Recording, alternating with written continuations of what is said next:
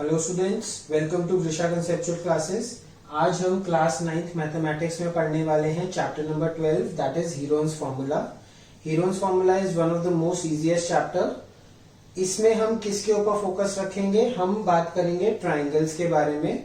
Will be starting about the perimeter of triangle and the area of triangles. ठीक है, तो सबसे पहले मेन कंटेंट पे जाने से पहले, हीरोन्स फार्मूला पर जाने से पहले हम बात करते हैं ट्राइंगल्स के पेरीमीटर और एरिया को लेकर, जो मुझे लगता है आप लोगों को सबको पता होगा पहले से। तो एक हम ट्राइंगल बना लेते हैं यहां पर साइड में। This is a general triangle A B C. So this is denoted as triangle capital A, capital B और कैपिटल सी। ठीक है, अब इसकी तीन साइड्स होंगी। दिस इज साइड 1, इसकी लेंथ कितनी है? ए, स्मॉल ए। तो हमें इस चीज का ध्यान रखना है, स्मॉल ए जो है वो लेंथ है और कैपिटल ए जो है वो पॉइंट है। इस चीज में बहुत बार कंफ्यूजन क्रिएट कर लेते हैं बच्चे, तो इस चीज का ध्यान रखना है। इसी तरह से this is the length, small letter B and this is the small letter C. ठीक है, तो अगर हम इस ट्राइंगल के पेरीमीटर की बात करते हैं तो सब लोग बहुत आराम से बता सकते हैं पेरीमीटर कितना होगा। That is A B plus B C plus A C. ठीक है, तो बेसिकली ये क्या आएगा? C plus A plus B, या हम इसको सिंपली लिख सकते हैं A plus B plus C. So किसी भी ट्राइंगल की अगर हम बात करते हैं तो उसका पेरीमीटर क्या होता है? That is the sum of length of all the sides. ठीक है, ये तो हो गया एक जनरलाइज थिंग। अब हम एरिया के बारे में बात करेंगे। तो एरिया के बारे में, इस बेसिक ट्राइंगल के बारे में बात करने से पहले हम कुछ स्पेशल टाइप्स ऑफ ट्राइंगल्स के बारे में बात करेंगे। सबसे पहला मैं ले रहा हूं right angle triangle. Right angle triangle, तो राइट एंगल ट्राइंगल कौन से होते हैं?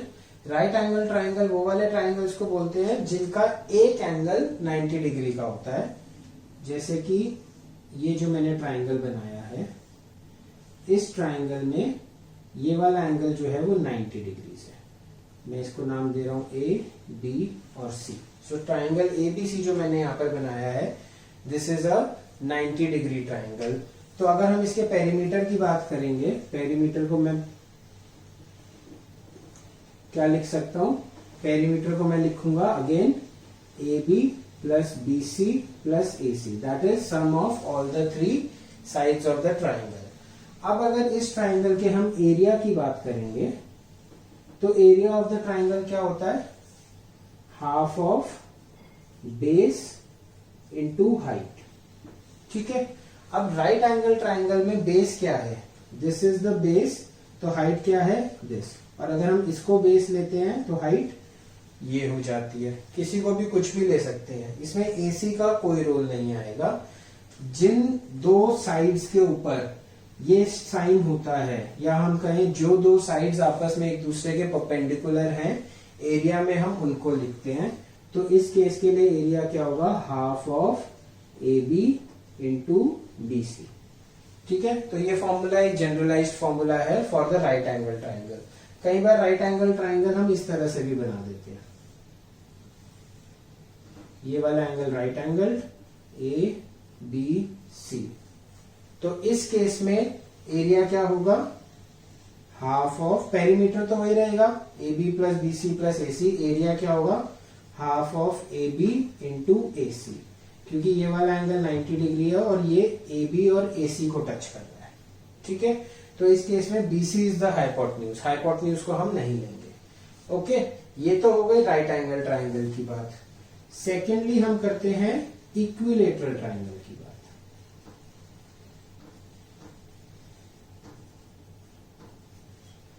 इक्विलेटरल ट्राइंगल, एक इक्विलेटरल ट्राइंगल बनाते हैं। इसके लिए ये एक छोटा सा ट्राइंगल बनाया हमने, ए बी सी। तो इक्विलेटरल ट्राइंगल का मतलब क्या होता है? A B is equals to B C is equals to A C. Equilateral triangle का मतलब ये होता है, मैं इसको लेट कर रहा हूं is equals to A, small A मैंने लेट कर लिया।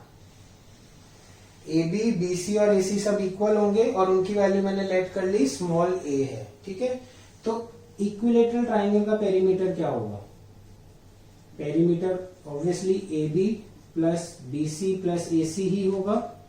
तो ए बी की वैल्यू क्या है? ए, बी सी की वैल्यू भी ए और ए सी की वैल्यू भी ए। तो this will be equals to 3a units, centimetre, metre, kilometre, जो mm जो भी दिया हो। तो perimeter of an equilateral triangle, अगर आपको कोई भी एक साइड दी हुई है इक्विलेटरल ट्राइंगल की, तो आप सिंपली क्या करोगे, उसको 3 से मल्टीप्लाई करोगे और आपके पास उसका पेरीमीटर आ जाएगा। ठीक है, इसी तरह से हमने एक फॉर्मूला पढ़ा होगा, area of an equilateral triangle is √3/4a²। तो area of the equilateral triangle √3/4a² कैसे आएगा? यूजिंग दिस डेरिवेशन मैं अभी कराऊंगा आपको। यूजिंग हीरोन्स फॉर्मूला मैं आपको बाद में कराऊंगा, जब हम हीरोन्स फॉर्मूला के बारे में पढ़ लेंगे कि वो होता क्या है। अब हम बात कर रहे हैं इक्विलेटरल ट्राइंगल की। मैंने यहाँ लिखा है AB is equal to BC is equal to AC is equal to A। इसका मतलब क्या है? ये A है length I am talking about, ये भी लेंथ A होगी और ये पूरी लेंथ BC भी A होगी। ठीक है, अब एरिया ऑफ इक्विलेटरल ट्राइंगल या एरिया ऑफ एनी ट्राइंगल क्या होता है? Half of base into height. मैंने ये इक्विलेटरल ट्राइंगल बनाया है, मैंने इसमें एक हाइट बना दी AD, this is perpendicular, this angle is 90 degree, तो ये हाइट हो जाएगी। तो इस केस में एरिया क्या होगा? हाफ ऑफ बेस, बेस क्या है? BC इंटू हाइट क्या है? AD। तो बेसिकली हमें BC और AD की वैल्यू निकालनी है, वो वैल्यू निकाल के हम यहाँ सब्स्टिट्यूट कर देंगे तो हमारे पास फॉर्मूला आ जाएगा। BC की वैल्यू तो हमें पता है कितनी है, A यूनिट्स है, right, that is the length of the equilateral side of the equilateral triangle. तो अब हमें AD की लेंथ निकालनी है। एक प्रॉपर्टी होती है इक्विलेटरल ट्राइंगल की, that altitude of an equilateral triangle, altitude जो होता है, ऑल्टीट्यूड मतलब जो line 90 degree perpendicular line, is also median. Median क्या होता है? वो वाली लाइन जो दूसरी साइड को 2 इक्वल पार्ट्स में डिवाइड करती है। तो ये इक्विलेटरल ट्राइंगल की प्रॉपर्टी है, हमने सबने पढ़ी है, दैट जो हम ऑल्टीट्यूड बनाते हैं इक्विलेटरल ट्राइंगल में, वो एज अ मीडियन भी एक्ट करता है। इसका मतलब जो ये BD है वो CD के इक्वल होगा। ठीक है, तो AD is altitude and median, दोनों है AD। ठीक है, तो BD will be equal to CD और ये किसके इक्वल होगा? A/2 के, मतलब A का हाफ हो जाएंगे दोनों। अगर A 10 सेंटीमीटर है तो BD भी 5 होगा और CD भी 5 होगा। अगर BC जो है हमारा 6 सेंटीमीटर है तो BD और CD दोनों 3 सेंटीमीटर होंगे, तो हाफ हो गए बेसिकली। तो BD और CD इसका हाफ है। अब हम क्या देख पा रहे हैं? इन ट्राइंगल ABD, ये एंगल 90 डिग्री है, तो मैं पाइथागोरस थ्योरम लगा सकता हूं। Bye Pythagoras theorem, Pythagoras theorem क्या कहती है? हाइपोटेन्यूज का स्क्वायर। इस ट्राइंगल में हाइपोटेन्यूज क्या है? AB है, तो AB का square is equal to sum of base BD का स्क्वायर प्लस AD का स्क्वायर। ठीक है, अब हम वैल्यूज पुट करेंगे। AB की वैल्यू देखो क्या है? AB is equal to A, तो ये हो गया A² is equal to BD square क्या होगा? BD क्या है? A/2 का होल स्क्वायर। हमने निकाला है यहाँ पर BD is equal to A/2 और AD हमें नहीं पता, AD हम एज इट इज रहने देंगे, AD का स्क्वायर। ठीक है, सॉल्व करेंगे इसे, A² माइनस A²/4, इधर प्लस है, लेफ्ट हैंड साइड ले गए माइनस हो गया, is equals to AD²। LCM लेंगे 4, ये क्या आ जाएगा? 4A² minus A² is equals to AD²। ये आ गया 3A²/4 is equals to AD²। ठीक है, तो इस तरह से AD की वैल्यू क्या आ गई? अंडर रूट कर देंगे AD की वैल्यू आ जाएगी √3a/2, राइट। AD की वैल्यू क्या आ गई, 3 का अंडर रूट होगा तो √3, a² का अंडर रूट होगा तो a रह जाएगा, 4 का अंडर रूट होगा तो 2 रह जाएगा, ठीक है। तो AD की हमारी वैल्यू आ गई। अब ये वैल्यू हम एरिया में सब्स्टिट्यूट कर देंगे, तो एरिया कितना होगा, हाफ इंटू BC। BC की वैल्यू क्या है, a, और AD की वैल्यू क्या है, √3a/2, √3a/2। तो इसको आप सॉल्व करेंगे तो क्या आएगा, √3 a इंटू हो जाएगा a² और 2 इंटू 2 हो जाएगा 4, √3a²/4, ठीक है।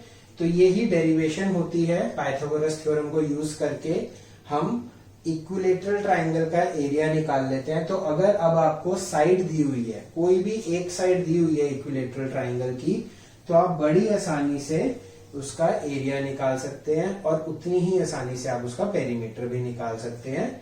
पेरीमीटर क्या होगा, जस्ट 3 है, ठीक है। आई होप ये समझ आ गया हो। हीरोन्स फॉर्मूला जब हम पढ़ेंगे तब हम हीरोन्स फॉर्मूला से भी ये चीज डिराइव करके देख लेंगे, आंसर सेम आएगा। लेकिन उस पर जाने से पहले हमने इक्विलेटरल ट्राइंगल के बारे में पढ़ लिया, हमने राइट एंगल ट्राइंगल के बारे में पढ़ लिया। अब हम आइसोसेलेस ट्राइंगल के बारे में भी देख लेते हैं कि आइसोसेलेस ट्राइंगल का एरिया पेरीमीटर क्या कॉन्सेप्ट है, कैसे निकालते। तो यहाँ मैंने बनाया हुआ है एक आइसोसेलेस ट्राइंगल। आइसोसेलेस ट्राइंगल मतलब जिसकी दो साइड्स इक्वल होती हैं। तो मैंने AB और AC इन दोनों को आपस में इक्वल कर दिया है, और BC is sum other value, this is point T, AD मैंने इस पे परपेंडिकुलर बनाया है, ठीक है। तो इस वाले क्वेश्चन में हम A या B लेकर नहीं करते, इसमें हम एक एग्जाम्पल लेकर करते हैं। I am saying that AB is equal to AC suppose 5 centimetre के इक्वल है, और BC जो है हमारा सपोज 8 सेंटीमीटर के इक्वल है। मैंने ऐसी कोई रैंडम वैल्यूज ले ली है। मैं बस ये चेक करना चाहता हूं कि अगर मुझे, जैसे इक्विलेटरल ट्राइंगल में हमने चेक किया और राइट एंगल ट्राइंगल में हमने चेक किया कि अगर हमें साइड्स की वैल्यू दी हुई है तो क्या हम एरिया निकाल सकते हैं, तो वैसे ही आइसोसेलेस के लिए चेक करना चाहते हैं।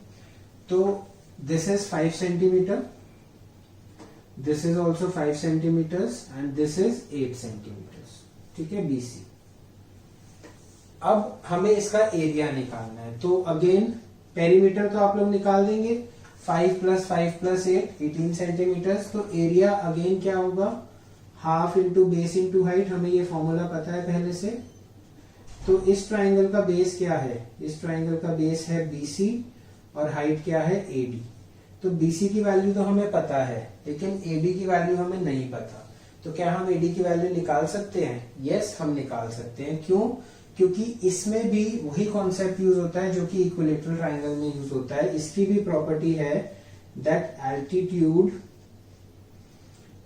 In an isosceles triangle is also median. Isosceles triangle का जो एल्टीट्यूड है, मतलब AD जो एल्टीट्यूड है 90 डिग्री 90 डिग्री, तो this is also the median. तो BD इक्विलेटरल ट्राइंगल की तरह ही BD is equal to CD is equal to 4 centimetre हो जाएगा। ओके, तो अब हम इसी पिछले वाले कॉन्सेप्ट को यूज करके ही, पाइथागोरस थ्योरम को यूज करके अगेन हम AD निकाल लेंगे। कैसे निकालेंगे? In triangle ABD by Pythagoras theorem AB² is equals to BD² plus AD²। AB² is what? 5 का स्क्वायर इज इक्वल्स टू 4 का स्क्वायर प्लस AD²। तो 25 minus 16, 4 square is 16, left hand side आएगा minus, is equals to AD²। 9 is equals to AD²। तो AD की value हो गई 3 centimetres. Under root of 9 is 3 centimetres. तो हमारा एरिया क्या आएगा? इस तरह से हमारा area will come out to be half into base, that is 8, base पूरा 8 है, इंटू हाइट, हाइट हमारी है 3 सेंटीमीटर्स। तो centimetre square that is 12 centimetre square. तो जैसा कि हमने देखा, जब हमने राइट एंगल ट्राइंगल बनाया, इस राइट एंगल ट्राइंगल की अगर हमें ये और ये साइड पता है तो हम इसका एरिया निकाल सकते हैं। जैसा कि हमने इक्विलेटरल ट्राइंगल में देखा, हमें कोई भी एक साइड की वैल्यू पता होगी तो भी हम उसका एरिया निकाल सकते हैं। और आइसोसेलेस ट्राइंगल में भी हमने देखा कि अगर हमें ये वाली साइड्स, मतलब ये बेस और ये साइड, ये और ये क्योंकि इक्वल है, ये दो वैल्यूज पता है तो भी हम उसका एरिया बड़े आराम से निकाल सकते हैं ऑल्टीट्यूड ड्रॉ करके उसकी वैल्यू निकाल के, ठीक है। लेकिन अब मैं आपको कह रहा हूं कि मेरे पास एक ये ट्राइंगल है, एक ये जनरल ट्राइंगल है, ना ये राइट एंगल्ड है, ना ये आइसोसेलेस है, ना ये इक्विलेटरल है। सपोज ये 7 सेंटीमीटर है, ये 9 सेंटीमीटर है और ये 10 सेंटीमीटर है। अब मैं आप लोगों को बोल रहा हूं कि इसका मुझे एरिया निकाल के बताओ, तो आप नहीं निकाल पाओगे। क्यों? अगर आपने ऑल्टीट्यूड ड्रॉ कर भी दिया यहाँ पर तो ये और ये इक्वल होगा ऐसा जरूरी नहीं है। ऐसा जरूरी सिर्फ इक्विलेटरल और आइसोसेलेस ट्राइंगल के लिए होता है और किसी ट्राइंगल के लिए ऐसा कंपल्शन नहीं होता है, ठीक है। तो इसका हम पाइथागोरस थ्योरम यूज करके हाइट नहीं निकाल सकते, राइट। तो अगर हम हाइट नहीं निकाल पाएंगे तो हम ये फॉर्मूला कैसे लगा पाएंगे, तो इस ट्राइंगल का एरिया कैसे निकलेगा। इन ट्राइंगल्स का एरिया निकालने के लिए हम क्या यूज करते हैं, हीरोन्स फॉर्मूला। हीरोन्स फॉर्मूला जो कि एक साइंटिस्ट जिसका नाम हीरोन्स ही था, उन्होंने डिराइव करा था, उन्होंने प्रूफ करा था और हम यूज कर रहे हैं। वो इस टाइप के ट्राइंगल्स का एरिया निकालने के लिए उन्होंने डिफाइन करा था, ठीक है। हीरोन्स फॉर्मूला क्या होता है और हीरोन्स फॉर्मूला को यूज करके भी मैं आपको इक्विलेटरल ट्राइंगल की डेरिवेशन कराऊंगा। हीरोन्स फॉर्मूला क्या होता है? हीरोन्स फॉर्मूला ये होता है जो अंडर रूट के अंदर हमने लिखा हुआ है, s into S minus A into S minus B into S minus C. तो पहले ब्रैकेट सॉल्व होते हैं, फिर पूरा सॉल्व होता है और फिर अंडर रूट, ठीक है। तो अब यहाँ पर s क्या है, ए बी सी क्या है। ए बी सी जैसा कि मैंने पहले भी बताया है, ये लेंथ्स हैं तीनों साइड्स की ट्राइंगल्स की। सेम हो सकती है, इक्विलेटरल ट्राइंगल में सेम होगी, दो साइड सेम है, आइसोसेलेस ट्राइंगल हो गया, तीनों साइड्स डिफरेंट है, एक नॉर्मल जनरल ट्राइंगल हो गया, ठीक है। तो हम इसको जनरलाइज्ड फॉर्मूले में तीनों को डिफरेंट लेते हैं। एक साइड ए है, यहाँ पे ए बी को मैंने ए लिया है, एक साइड बी है बी सी, एक साइड सी है ए सी। स्मॉल लेटर्स, कैपिटल्स और स्मॉल में कंफ्यूज नहीं होना है, ओके। और अब एस क्या होता है, एस को हम बोलते हैं सेमी पेरीमीटर। क्या बोलते हैं? Semi perimeter. तो पेरीमीटर क्या होता है? पेरीमीटर जैसा कि हमें पता है, it is sum of all the sides. तो ऑल द साइड्स क्या है, A plus B plus C. तो सेमी पेरीमीटर क्या होगा, इसको डिवाइडेड बाय 2 कर देंगे। जैसे सेमी सर्कल की बात करते हैं तो 2 पाई आर डिवाइडेड बाय 2 कर देते हैं पेरीमीटर में, एरिया में pi R square divided by 2 कर देते हैं। वैसे ही semi perimeter of a triangle में तीनों साइड्स का सम डिवाइडेड बाय 2। अगेन मैं बार बार 2 पे फोकस कर रहा हूं क्योंकि बहुत से बच्चे गलती जल्दी जल्दी में क्या करते हैं, a plus B plus C divided by 3, वो एवरेज हो गया। हम एवरेज नहीं निकाल रहे, हम सेमी पेरीमीटर निकाल रहे हैं। तो अब अगर कोई भी आपको ट्राइंगल दिया हुआ है और उस ट्राइंगल की आपको 3 साइड्स दी हुई हैं, तो आप एरिया आराम से निकाल सकते हैं यूजिंग दिस फॉर्मूला। आप सेमी पेरीमीटर निकालेंगे, फिर उसको इस फॉर्मूले में पुट करेंगे और आंसर्स निकालेंगे। जब हम क्वेश्चंस करेंगे इसके ऊपर तब आपको और ज्यादा क्लियर होगा। लेकिन क्वेश्चंस करने से पहले हम एक डेरिवेशन करते हैं, जो मैंने अभी आपको बोला था इक्विलेटरल ट्राइंगल के लिए। इक्विलेटरल ट्राइंगल का एरिया हमने पाइथागोरस थ्योरम को यूज करके डिराइव करा था, √3/4 a स्क्वायर। तो अब यही फॉर्मूला हम डिराइव करेंगे यूजिंग द हीरोन्स फॉर्मूला, ठीक है। क्वेश्चन कैसे आता है, इक्विलेटरल ट्राइंगल के ऊपर क्वेश्चन आ जाता है, prove that area of an equilateral triangle is √3/4 a square. अगर आपको ये क्वेश्चन आया है तो आप दोनों में से किसी भी मेथड से कर सकते हैं, लेकिन बहुत बार क्वेश्चन आता है prove using Heron's formula that area of equilateral triangle is √3/4 a square. तब हम क्या करते हैं, तो इस इक्विलेटरल ट्राइंगल के केस में AB is equals to BC is equals to AC is equals to A होता है। ठीक है, तो यहां पर ये स्मॉल b और स्मॉल c की वैल्यू भी क्या हो जाएगी, A हो जाएगी। तो सबसे पहले हम सेमी पेरीमीटर निकालेंगे। Semi perimeter of an equilateral triangle क्या होगा, A plus A plus A upon 2, क्योंकि तीनों साइड्स इक्वल है और तीनों साइड्स की वैल्यू कितनी है, A। तो सेमी पेरीमीटर कितना आ गया, 3A अपॉन 2। अब हम इस सेमी पेरीमीटर की वैल्यू को इस फॉर्मूले में रखेंगे और सॉल्व कर देंगे, सिंपल एज दैट।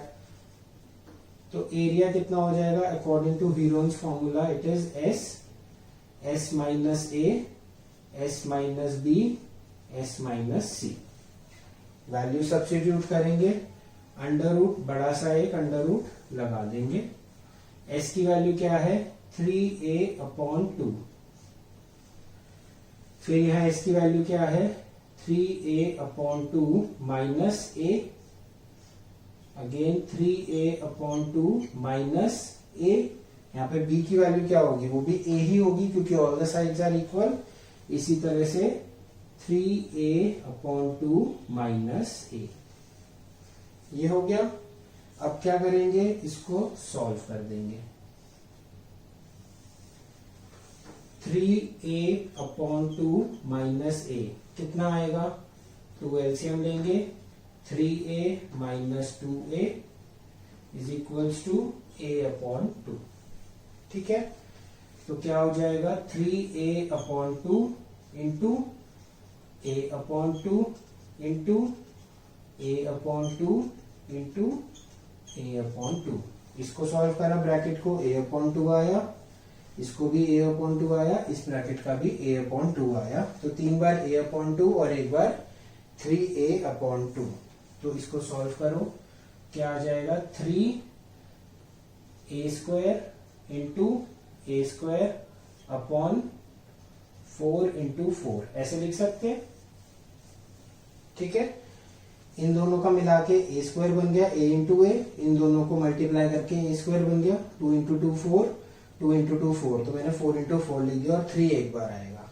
अब आप इसे सॉल्व करेंगे तो क्या आ जाएगा, 3 का अंडर रूट करोगे तो √3, A स्क्वायर का अंडर रूट करोगे तो A, फिर A स्क्वायर का अंडर रूट करोगे तो अगेन A, 4 का अंडर रूट करोगे तो 2, और इस 4 का करोगे तो 2, या ये 4 का पेयर बन रहा है तो इसको डायरेक्टली 4, तो ये क्या आ गया, √3A स्क्वायर अपॉन 4, जो कि हमें प्रूफ भी करना था। ठीक है, तो this is the method of doing it in the using Heron's formula, और जो पहले किया था that was using Pythagoras theorem.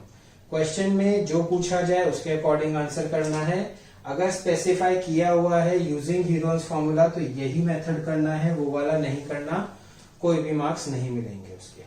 ठीक है, so this was all about the introduction of Heron's formula. अब हम हीरोन्स फॉर्मूला के ऊपर कुछ क्वेश्चंस प्रैक्टिस करेंगे, जिससे इस फॉर्मूले को किस तरह से यूज करना है, किस तरह से अप्लाई करना है, वो और बेटर वे में आप लोगों को समझ आएगा।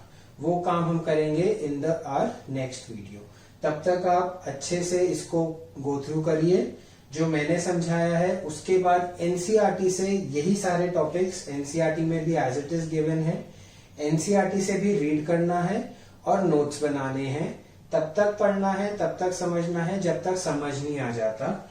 वीडियो से अपनी कॉपी में लिखिए, एनसीईआरटी से अपनी कॉपी में लिखिए, ताकि आपके एक नोट्स प्रिपेयर हो जाएं और एग्जाम के वक्त आपको दोबारा वीडियोस की हेल्प ना लेनी पड़े। Okay, I hope you like our videos, so please subscribe to our channel Grisha Conceptual Classes for more updates on class 9th and 10th Science and Mathematics.